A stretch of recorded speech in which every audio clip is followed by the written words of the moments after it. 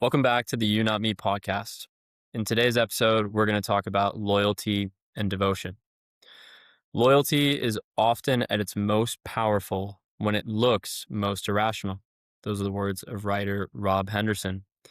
When a lot of people think of loyalty, they see people staying for a long time, whether it's at a corporate job, with a sports team, potentially in a marriage relationship. But the reality is that they often forget about this irrational piece, that there are difficult things that come up, especially in a marriage, or opportunities show up in career or in an athletic career, corporate life, or staying just costs something. Could be that there's a better financial package on the table, or that something else out there is more appealing. It's the grass is greener kind of situation. But that's where loyalty stops being convenient and actually starts to show your character. And so loyalty from a you not me perspective is really about commitment when it costs you something. Today, Andrew and Chris are going to be diving into this concept. And guys, welcome in today.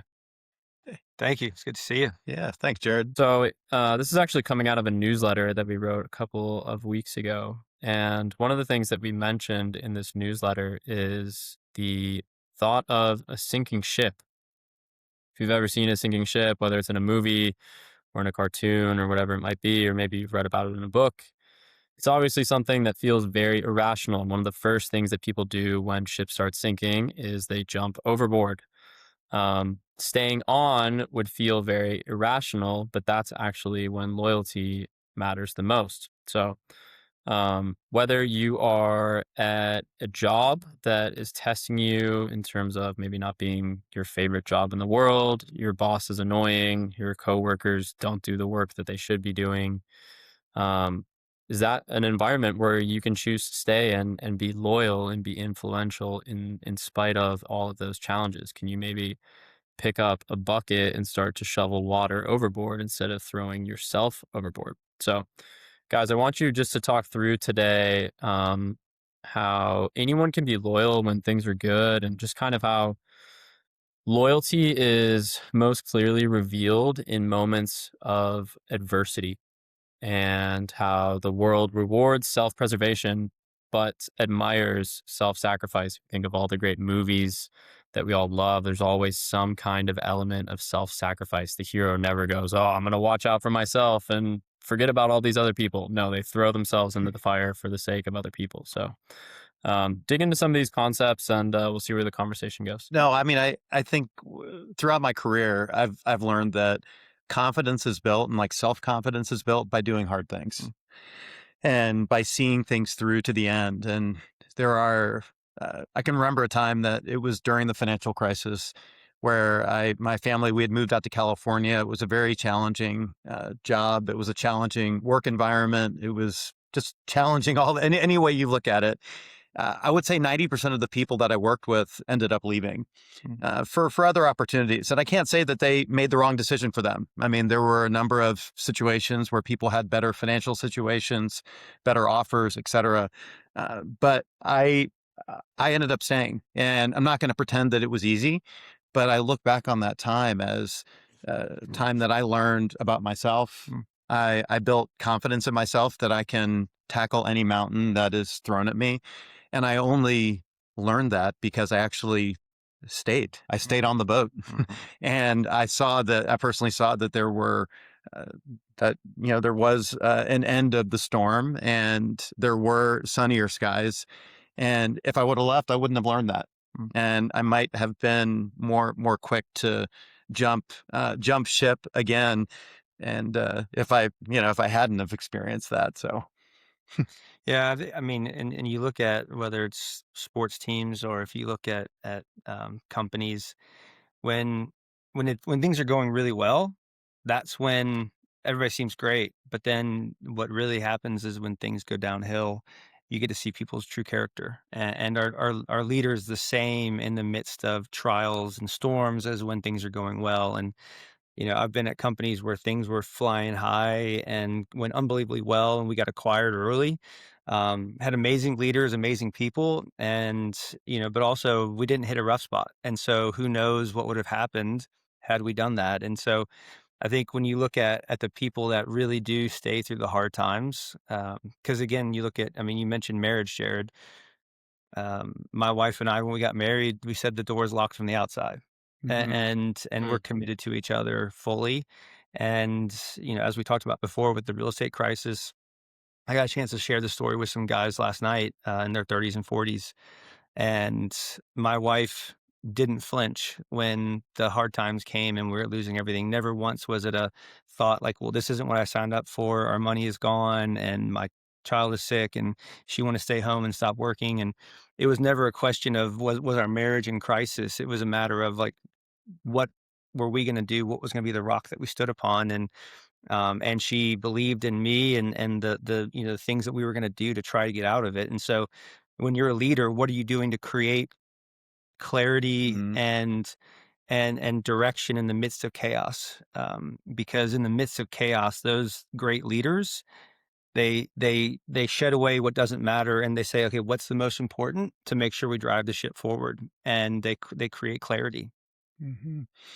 No, I've seen that throughout my career as well. I've seen, like, when I think about, it's very easy to leave when it gets hard. Mm, And I've met people and worked with people and seen people that have had 5, 6, 7, 8 different jobs. You look at their resume and they've tended to go somewhere new every 1 to 2 years.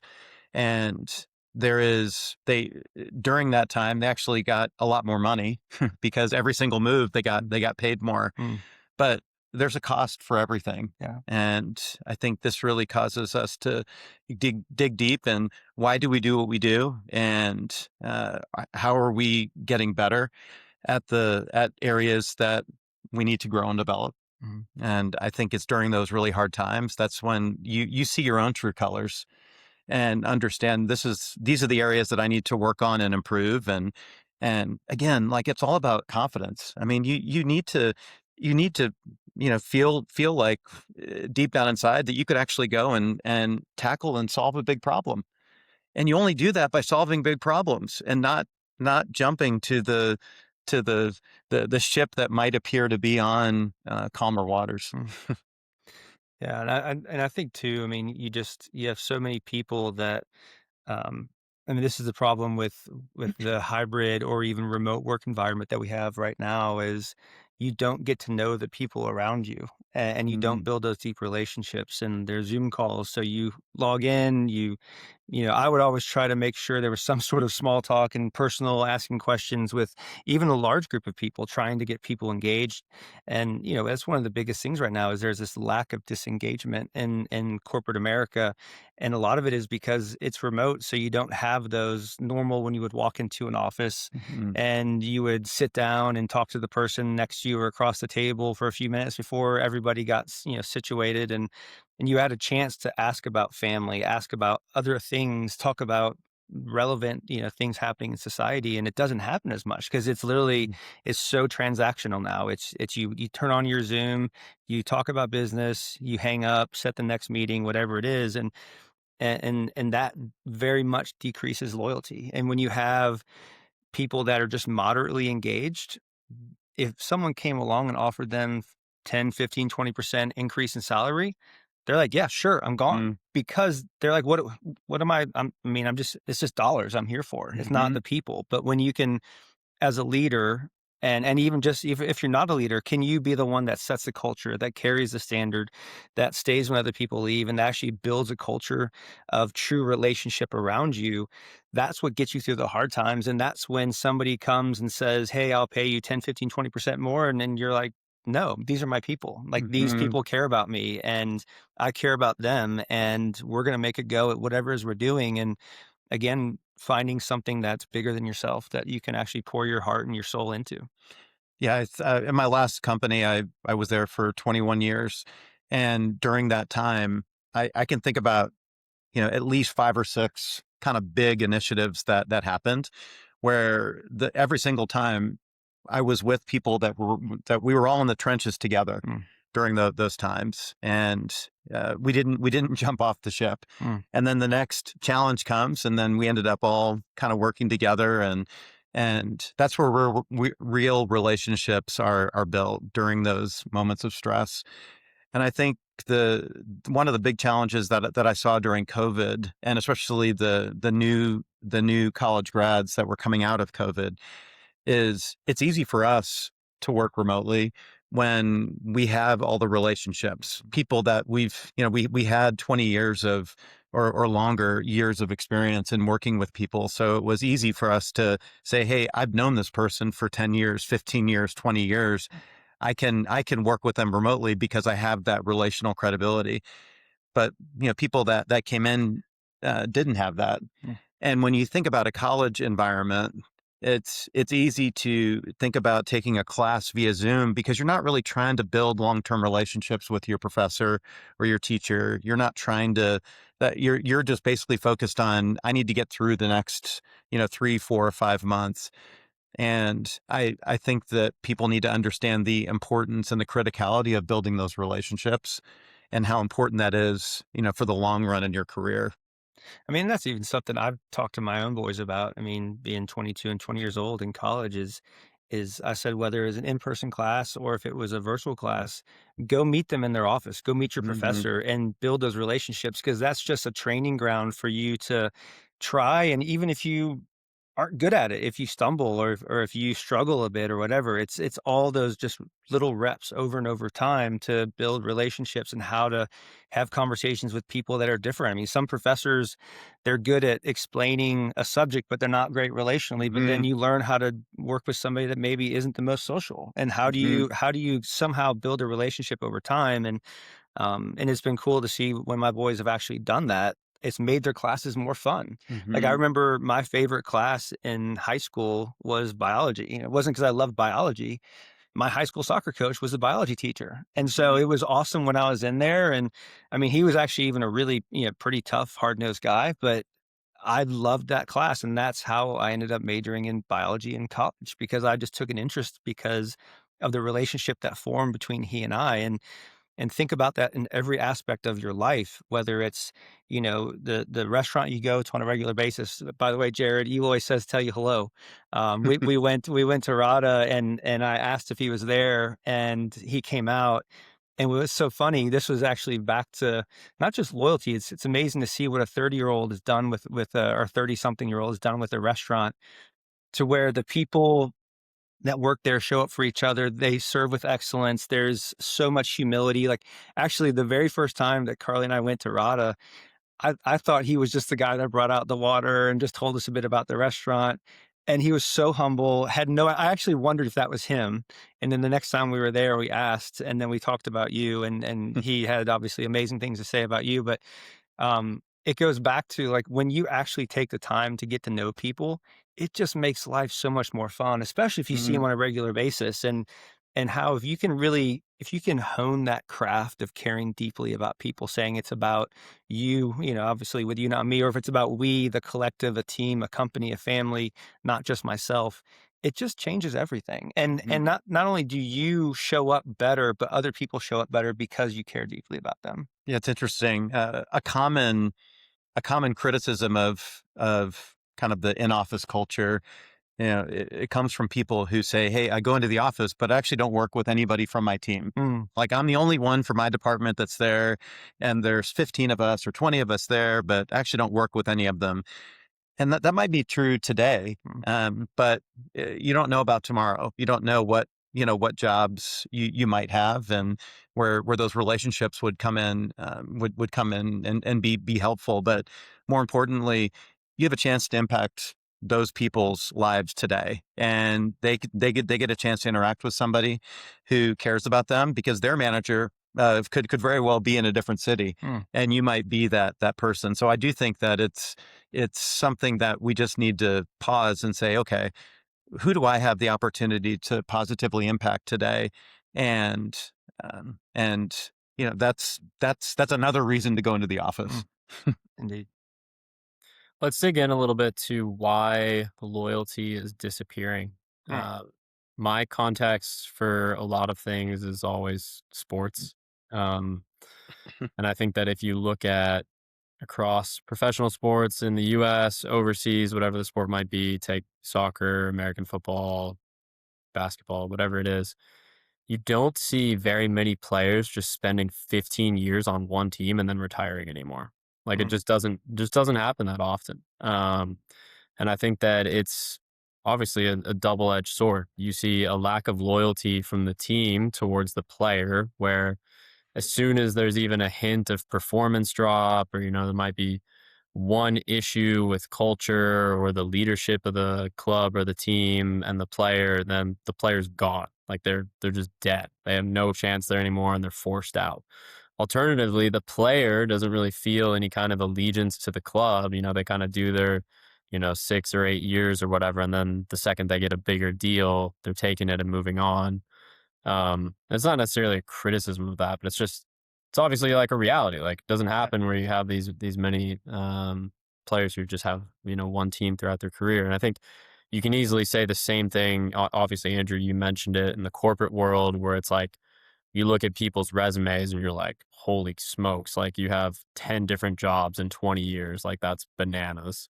Sometimes, that can be for good reason, but it's just a thing that did not exist in the past where, say, my parents' generation, people born, 50s, 60s, earlier than that, very common for someone to just work their entire career for one company. They probably got jack all for a raise, but they were like, this is my company. This is who puts food on my table. I'm working for them. I'm sticking around. I've known these people. I've known Barb sitting at her desk over there for 30 years. Like, what am I going to not, just not go to lunch with her and my colleagues or whatever? So that, and then obviously like the marriage statistics speak for themselves. Well over 50% of marriages now end in divorce, which is an extreme tragedy. So, why is loyalty disappearing in the modern age? Yeah, I mean, I think, yeah, wow, yeah, yes, there's a lot of meat on that bone right there. Because it takes somebody to step up and raise their hand and say, like, I'm gonna stay, and I see value in the people around me, and it's hard because we were talking about this earlier today. Is it that people have become less loyal, or companies have been less become less loyal to people? And I think what you've seen is, back, I know Jack Welch is a big proponent of this, is like cut the bottom 15% every year and whatever, and like change over. And it's like, but like sometimes the bottom 15% is all because someone who created a quota divvied them out in a way that didn't take into account what happened. So you actually might have been cutting some of your best people, but also at the same time, you see there are times where companies are hiring new people and they're coming at the exact same level of somebody that's been there for 5 or 10 or 15 years, and they're actually paying them more. So it's like the people that have been faithful aren't being rewarded for being faithful and loyal. But then you also see when companies are trying to meet their quarterly number for Wall Street or investors, they say, "You know what? Okay, what do we need to cut?" And the easiest Mhm. thing to cut sometimes is people, and it's to shave things off so you can make a number or get rid of projects. And so instead of, like we were talking about, even, if you're a CEO of a company, it's hard to do this, but it's so amazingly impactful if you do. And if a company is struggling and he's trying to find every way possible to keep the company not only afloat but profitable, but can he be one of the first people that raises his hand to sacrifice? Can she sacrifice Mhm. because she cares more about the rest of the company than herself? And Mhm.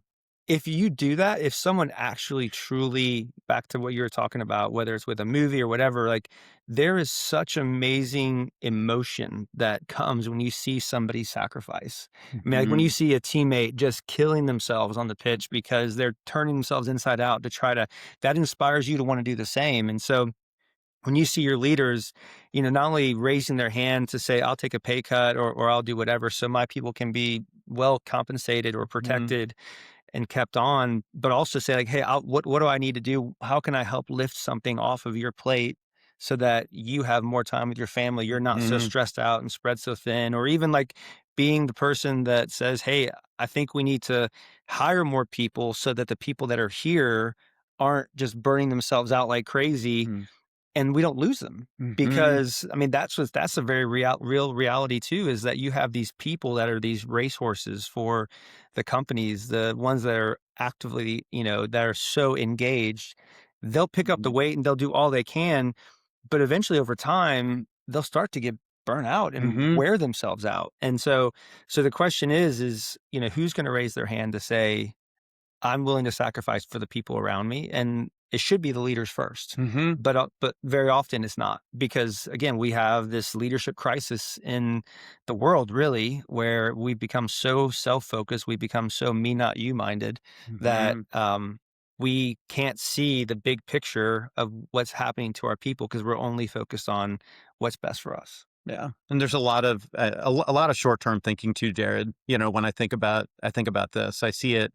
I've seen this play out time and time again, where somebody leaves for a 10% raise to a new company, but they've lost 100% of the relational equity that they built at their company, Yep. and they're having to start over. Yep.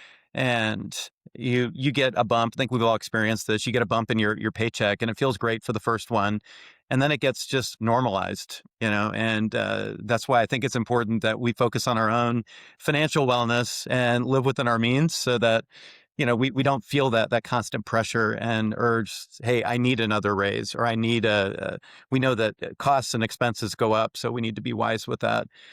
But I do think that that's one of the big challenges, is really short term and short sighted thinking. When I think of, in jobs that I've had, and what makes a company valuable to me, clearly compensation and the money I get paid is one important component of that. But there are a lot of other ways that people feel value, and that I felt valued. There was a health situation that I had, and I was in the hospital, and a number of senior executives from my company, Bank of America, had called me just to check in on me, including my boss and my boss's boss, and that meant the world to me. That was like, it was that notion of, hey, when you're in like a personal storm, is your company there with you on the boat, or have they jumped off the boat? And I just think that people like discount, hey, I can go get a raise, but you lose all that relational equity and those people that are with you when it really matters. And so I think that's something that I don't think people think enough about when they look at, oh, I'm going to get a raise, and I'm going to feel more valued short term because I'm getting that raise. But you also don't know what pool are you jumping into? What will those people be like? And are those people going to have your back when you definitely will hit a storm, a personal storm, and you need those people in your lives, and especially from a company standpoint, to have your back. Yeah. I mean, it's not even just, relational equity, it's even reputational equity. Mhm. And when you go somewhere new, you have to build your reputation all over. There might be some people that know you, and maybe some people even high up are the ones that brought you Mhm. over, but there's still so many people that are like, I don't know who this person is. And so you have to, little by little, like we talk about, trust is built in drops and lost in Mhm. buckets. And so you have to just build little by little over and over again, versus the people that have chosen to stay at a place. And not only are they seen as loyal, but they're knowledgeable. I mean, they're the people that other people go to Mhm. for help, because they're respected because of the choice that they made to stay there. And so again, you look at sports teams, or you look at, managers of clubs, and there are people that leave to go to a bigger, better name, more money, and then their career just totally gets sidelined. Mhm. Whether it's their form drops a tiny bit, and then, or new manager comes in at that club and then pushes them off to the side. And I've seen many careers that were at their peak, and then they transition to a new, their dream club that they've always wanted to play for, and it tanks. Mhm. And had they stayed where they were, very much beloved. I mean, Jared, we were talking about, Steven Gerrard. I mean, you can share part of him, but I mean, it's, again, those are the things that the lifetime of work, is so appreciated by fans, Mhm. by people around you, but again, most importantly, your family. Hmm. When your family really knows that you're committed and loyal. I mean, what that does to a spouse's love for her husband, or a kid's, the way that they view their father or their mother. Hmm. I mean, it's amazing, and it's totally worth its weight in gold when it's Hmm. shown the right way. Yeah. No, a cool example, a cool corporate example that I think back on, and it was in I think 2013 when the CEO of Nintendo came out, and they had just launched a product that had failed. I think it was called the Wii U, I believe Mm, it was, and it was their worst product to date. And instead of laying people off, he took a 50% pay cut. mm, His leaders all took 20 to 30% pay cuts, and that's how they kind of closed the revenue gap. And then, but the loyalty that was built there, the all of the key employees stayed, and then I think it was 3 years later they came out with the Nintendo Switch, mm, which was their biggest product and their most successful product. I think it sold something like 139 million units.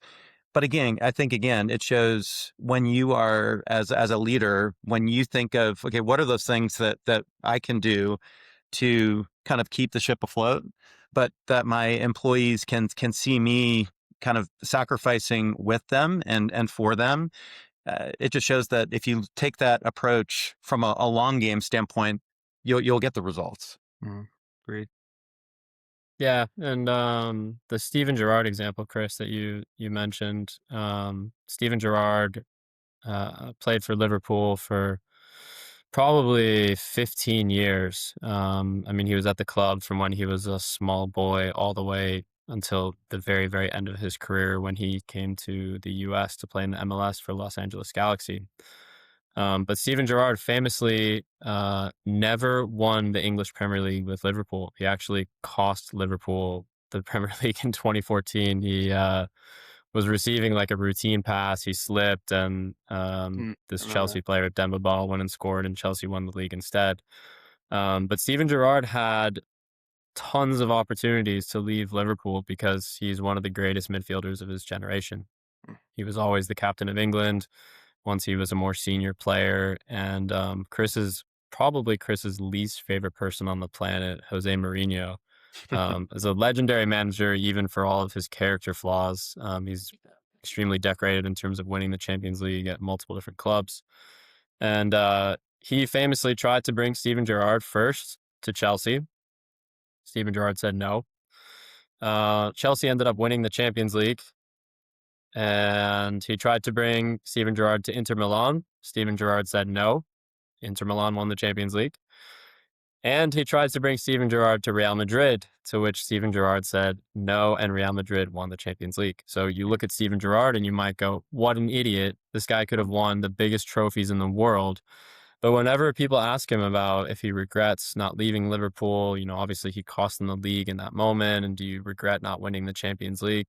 He always said, no, Liverpool is my life. Like I could Mm, never leave Liverpool unless Liverpool asked me to leave. And that's obviously what happened in the end is he just got to the point where he couldn't keep up with the pace and the quality of the Premier League. But it's just so rare because modern people, they all prioritize opportunity over commitment, ambition over allegiance, and self over sacrifice. And I think it's difficult because we've created this culture that teaches people how to constantly look for upgrades and the next best thing instead of teaching them how to stay and to be loyal mhm. and to be committed to the people that they're around and the place that they're in. So if we're going to transition just now into speaking about how you can create loyalty as a leader, I think that it's very Mhm. common for people to like make demands of their people.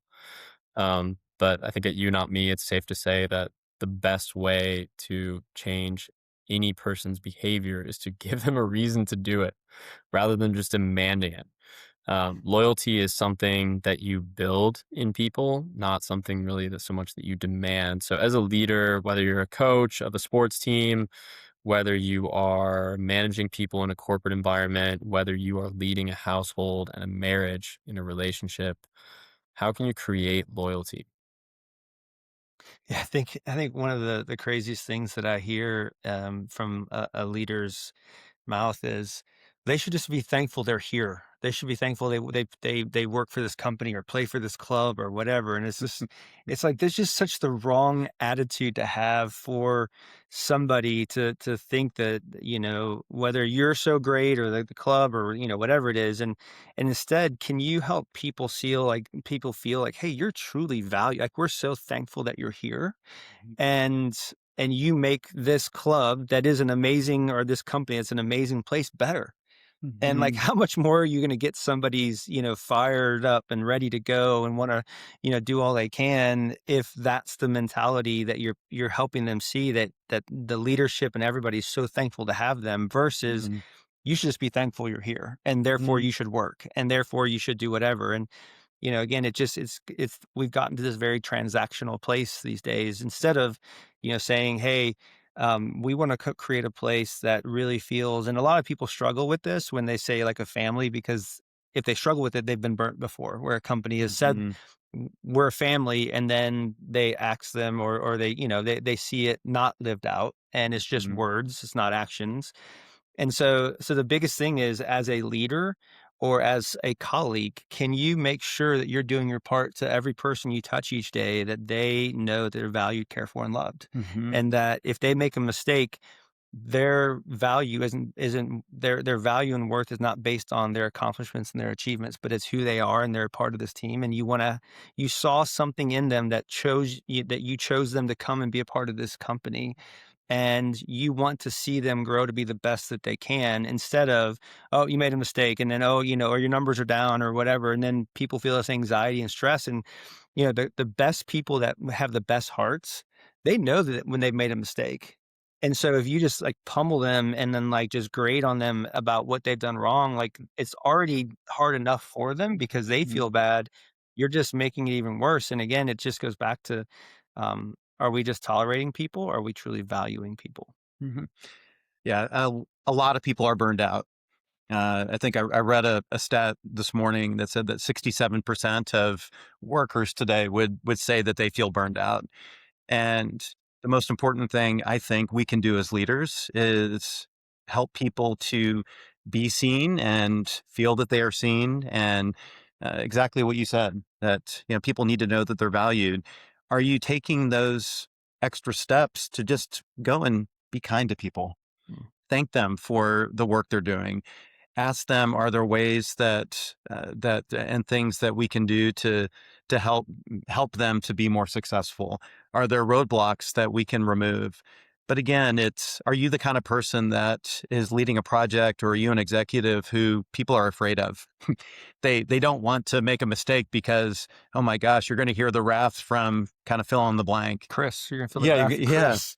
You don't want to be that, and if you don't know, you should ask some people around you, hey, how am I perceived? Because I think that's how you can create and make this a place where people feel comfortable to grow. Because we all know that through growth, you're gonna experience pain, and it's we need to operate as leaders in a place that people feel that they can kind of ask tough questions and they can grow. Something that I wanted to mention, and this was advice that was given to me uh, almost 20 years ago, on how to think about the jobs that we in, and it's called the stabilize, fix, and grow. It's those are the things. When you think about a job, you're coming into a job. The phase one of that is to stabilize things. You're coming in. Things are broken. How do you kind of stop the hemorrhaging and get this to a place where it's stable? And then you need to fix it. That's phase two. You need to identify all of the gaps and the root causes, and then fix it.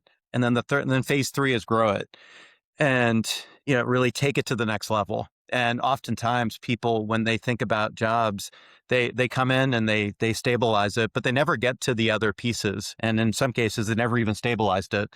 Their company may have a job posting policy where they can leave for a new job after 6 months or 8 months or a year. So again, I think a reason why I share this model and this example is that the more you can show your employees that you are committed to this, the more they want to stick with you, and the more that the more that your words will carry weight and respect. Yeah, and I mean, I've even seen firsthand somebody. One other thing, added to that stabilize is understand. It Mm-hmm. is like actually ask questions of the people. So I've seen, unfortunately, Mm-hmm. um, from a good friend, somebody came in new into the head of leadership, and the first thing this person always does is just change everything. They just go in, they just change all these things. They don't actually go in, get to know people, understand what's really going on. Like, this person came from a totally different division. They have no idea how this division really works. There are quite a few nuances. Didn't ask any questions, just started changing things and started Mm-hmm. directing and demanding. And the thing is like, not only does it not create loyalty, but people question, you're just selfish. Like, you're Mm-hmm. just trying to make a name for yourself versus like actually trying to see what is wrong from the people that are, on the ground, boots on the ground, dealing with it every day, trying to then understand, okay, how can we possibly create a fix, right? And then once we get it fixed and once we get our customers in a good place and care for people, then how do we look to grow it? Mm-hmm. And so often it's just you have people that just they don't care to actually understand. And I've seen, I mean, there's something true called trauma bonding where people Mm-hmm. go through a really, really hard time. And I've seen this too through a friend where a company did something that was so out of left field and wrong towards employees, but this person had a manager that cared so deeply about their people that this person said that what's happening is not right. And I can't control what's happening above me, but I can control what happens to all of you. Mm-hmm. And we can control how we create the culture of our team and caring for each other. And those people will follow that manager anywhere after Mm-hmm. that because they saw someone that truly cares.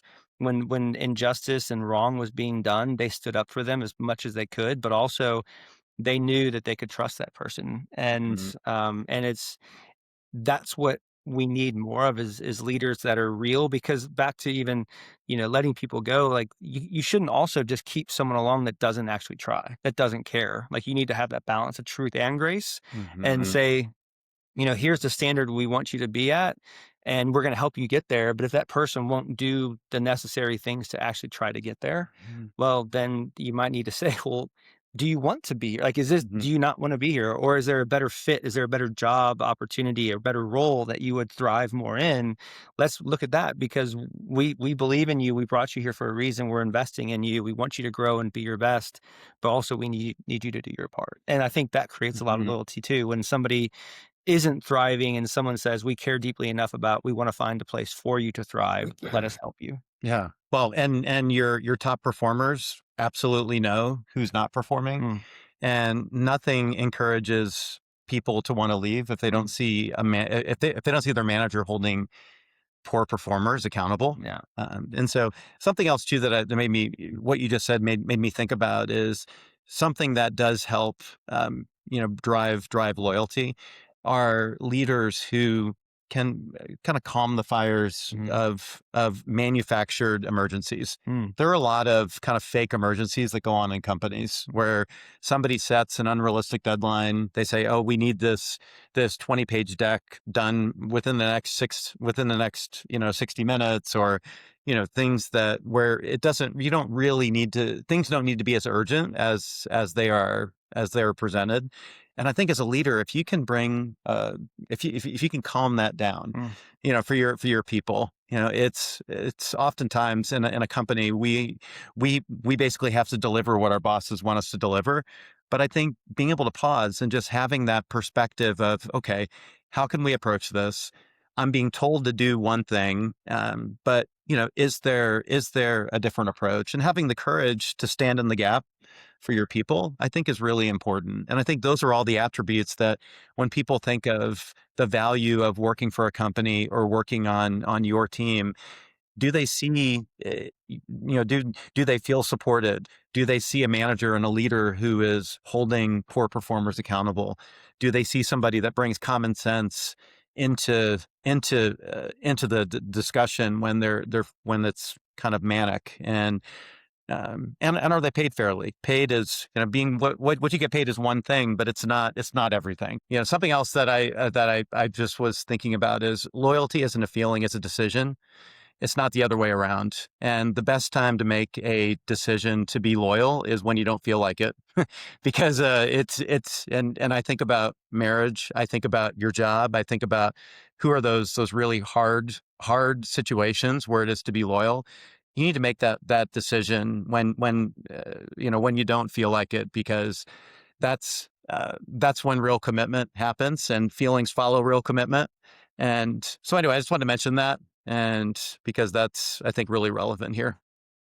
Yeah, no, I mean, I think it's great because, one of the things that we talk about is pre-deciding. Mm-hmm. And, we talk about one thing, there's always one thing happening in someone's life that we don't know that's maybe causing them to not be kind or be a jerk or whatever it is. But can we pre-decide before we get into an interaction with somebody that we're going to love them anyway, versus react to how they treat Mm-hmm. us? Because then it's just they did this to me, well, I'm gonna do this to them, and just keeps ratcheting up, and it's just like dumping gasoline on a fire. Versus, well, I'm gonna pre-decide to put water on that fire or put a blanket over that fire, because I know that I've had times in my life where I've not been who I wanted to be, and Mm-hmm. that's led to regret and all that. But the reason was there was something happening that was causing me some sort of pain Mm-hmm. or anxiety or stress, and can we just pre-decide to love those people anyway? Right. And I think, I mean, again, you look at road rage, you look at all these different things that happen. Um, a lot of that can be dealt with in a very different way if we just say, well, that person cut me off. They must be in a really big hurry. I hope, whatever it is that's happening, I hope they're safe, or they get to wherever they need to be on time, Mm-hmm. instead of just losing our mind. And just so often we can calm things instead of heat them up. Right. And the world will always validate your reactive decision in anger Mm, and say, "Hey, you did the right mm. thing," when it's actually the not when it's not the right thing. Yeah, it's easy to self-justify. If we're now going to kind of shift this the other direction and discuss the personal responsibility side of loyalty in terms of how to actually be loyal, I think it's really easy for us to just like dunk on other people and be like, "Oh, no one's loyal anymore," But Mhm. are we loyal? Yeah. Um, how are we being loyal and dutiful to the things that we're called to and the people that we've chosen as spouses and the responsibilities that we have in our life as fathers, spouses, employees, etc. Um, so what are some things that we can kind of pick out as characteristics of loyal people? I think doing what you say you do. I think that there are your word is everything. And if you are somebody who you say one thing and you do another thing, that that just erodes confidence, and it does not encourage followership. So I think about your words and speaking about me, it's like my words as a dad, my words as a husband, my words as a manager. What are those things that I do? What kind of neighbor am I? So I think what you say really matters.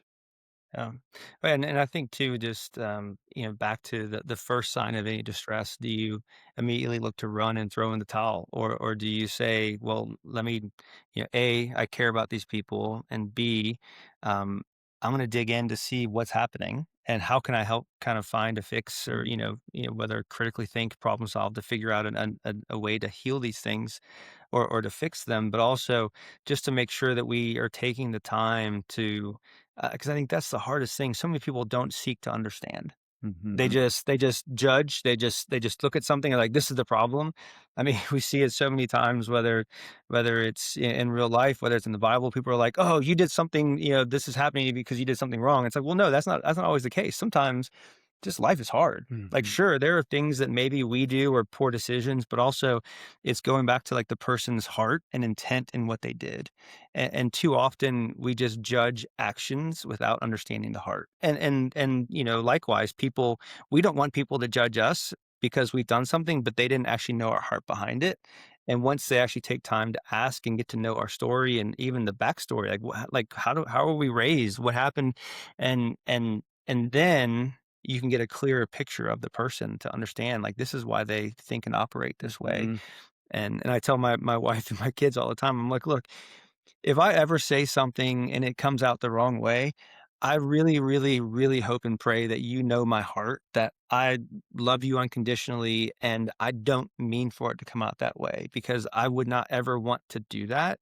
But sometimes, whether it's stress, anxiety, 20,000 things on my brain, I say something short or whatever, and it's the ability then to say, "I'm sorry. Do you forgive me? I love you." And or how much I care about you, whatever it is, depending on the relationship. And it's, can you ask for forgiveness when you make a mistake? I mean, I think that creates a lot of loyalty too, is when people see you owning up to not just holding other people accountable, but also holding yourself accountable and saying like, Mhm. hey, I'm sorry, I haven't been operating it here. I need to get there. Or, hey, I did something wrong and I'm so sorry. I'm going to clean that up, or I'm going to, whatever it is. So I think that's a huge thing, is asking for forgiveness and making sure we're reflecting on who we're being, not just holding other people to a standard we don't hold ourselves to. Yeah, great points. And it reminded me too of, I just flew on a plane the other day, and I they do the safety briefing beforehand, and they remind you, in case in an event of emergency, you have to put on Mhm. your own oxygen mask first. And I think that we need to remember that in life. And you think about just a fire. Yeah, somebody has to go into the fire.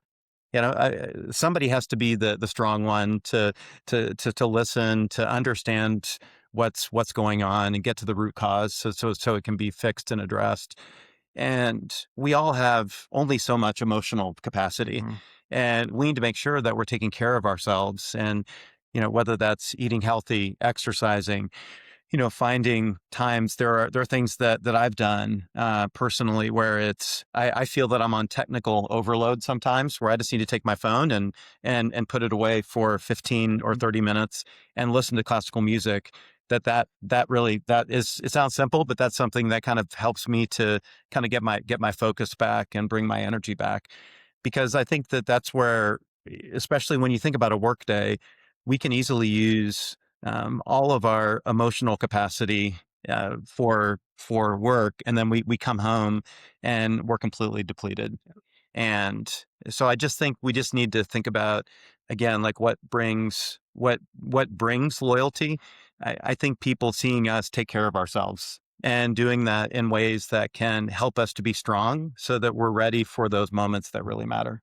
Yeah, and I think that's one of the things that, we're trying to do with You Not Me, is we're trying to help companies understand that it's not just the person's life and their achievements and their success and their output at work that we're trying to help.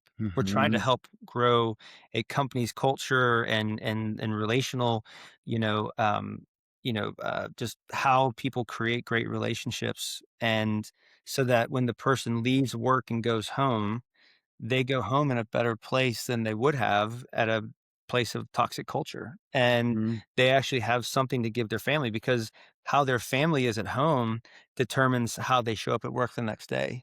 And so if you don't care at all about their family, you're missing over probably half the person, Hmm. because even though we spend more time at work a lot of times than we do with our families, actually, because we sleep, anywhere from 5 to 7 hours or 8 hours a night. But we spend more time at work that affects the family. But that family, if we love our family well, is on our heart and mind all day long.